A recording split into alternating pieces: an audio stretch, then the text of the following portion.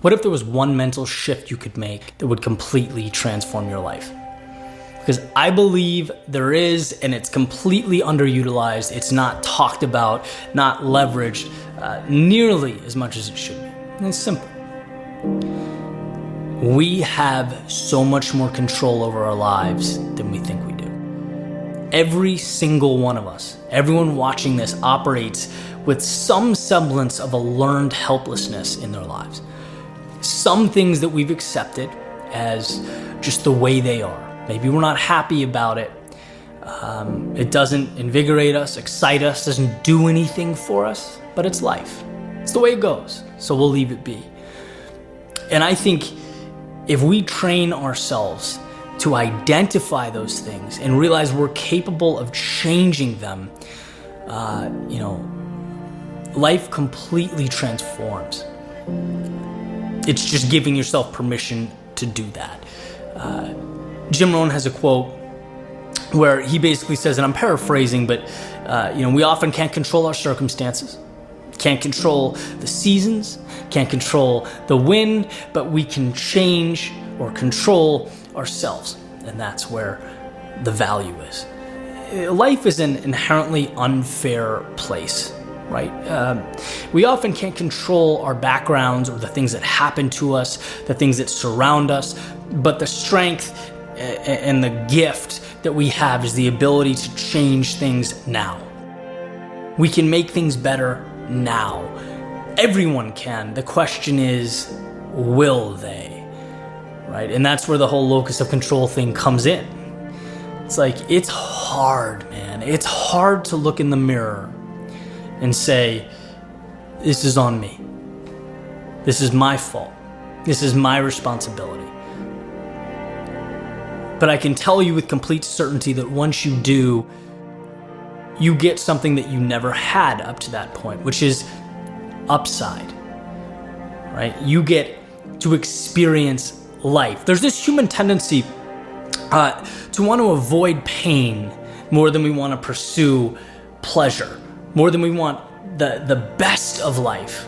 We'd rather avoid the worst of life. And that scarcity mindset keeps you contained. It keeps you in one place. I guess it inhibits your ability to see that life is malleable. I came across a study where basically researchers gave these people in long-term relationships journals and said, hey, for this amount of time, anytime there's a conflict or fight or anything, document in your journal whether you apologized or took control of the situation, how did you handle it?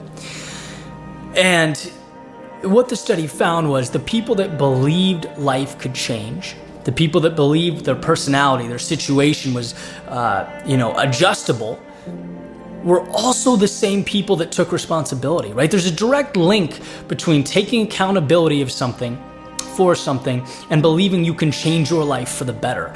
They go hand in hand, and it makes perfect sense because you can't control the car from shotgun, right? If you're riding in the passenger seat, you have no control over where that thing's going.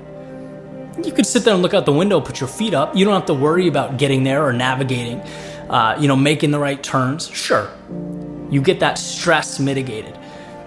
But wherever that car is going, you have to be good with it because you're not behind the wheel.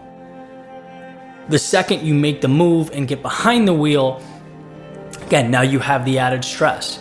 Right? Now you're the one responsible for making the right turns and getting there and navigating. But wherever your heart wants to go, that thing is going. And to me, that's the beauty of life. And how easy it is to miss that is astounding. But I think, again, in some capacity, we all walk right by it. I can talk about different periods in my life. I can talk about driving to work an hour every day, joking around with my buddy, hoping the thing would get a flat tire, just so we could delay 2 hours, 3 hours before walking into the office.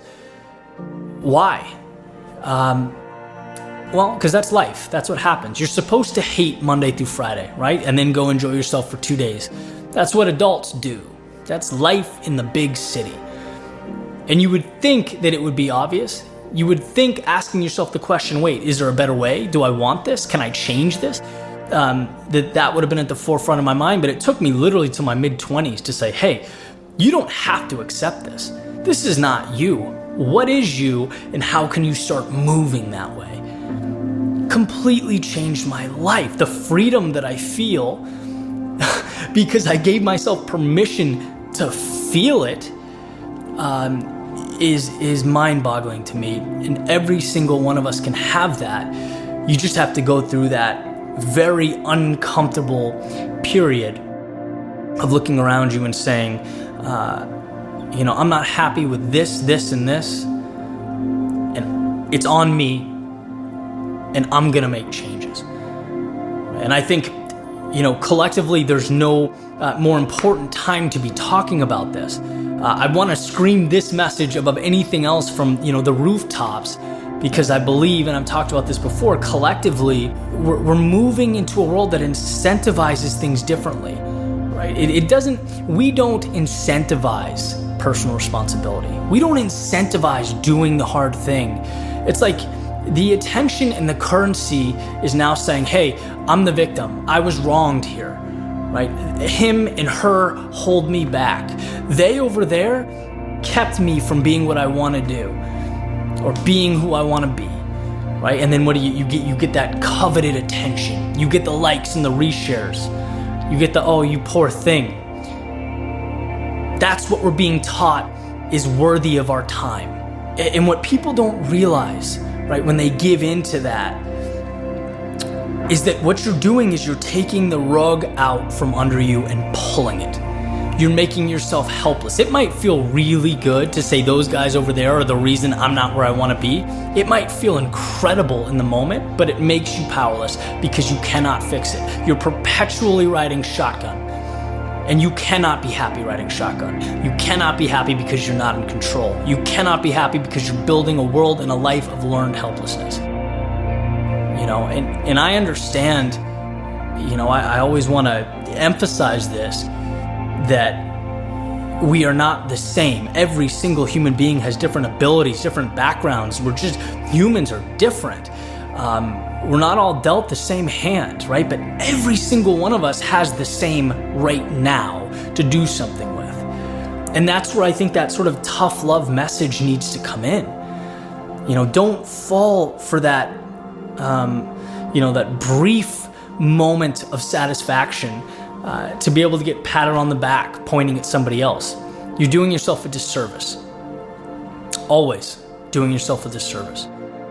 To win, you have to look yourself in the mirror, ask the tough questions, identify what you want, and start moving towards it because you're capable. You're capable of making that change. One of my favorite stories, and this was a light bulb moment for me very early on in my entrepreneurial career, was someone I was doing business with pointing out my limitations. Pointing out that I had, this sort of learned helplessness when we were doing business transaction, incredibly successful, established guy. And, me being new in the field, it was just like, this is great. This is awesome. I just want to chat, right? I'm excited to work with you. I don't care, what I charge you, right? Let's just be in the same room. And him being like, if that's how you value yourself, Eddie, that's how the world will value you. Right? You're operating here because you've learned that here is right, or where you need to be. You're not even thinking about quadrupling your income, growing your company. You're not even thinking about what's out there because you're playing so small. You've accepted this as life. For whatever reason, whoever I was blaming, whatever I assumed was just the way, and it caused me to look around and go, you're right. No one's ever gonna value me more than I value myself. That's how the world works. And so where in my life are the places that I'm doing that? Where in my life am I unhappy? Where in my life have I settled? Where can I up the ante or change things? There's so much out there. You can be so much more fulfilled than you are. And that's the idea. It's like, if we're not aware of what truly makes us happy, if we're not aware of what we want, we'll always be in a situation where we're blaming other people for not having it. Where we're looking at the world and seeing it as this stale, limiting place. And it's not. It can be so incredible in this infinite opportunity waiting for you. But that's what it's doing. It's waiting for you. It's waiting for you to see it as that. It's waiting for you to identify goals and targets and see yourself as the person that can close that gap. So, the one thing you can do right now, today, in this moment to change your life, realize that you can change your life. Realize that you are in control. Step out of the passenger seat into the driver's seat and take that thing somewhere incredible.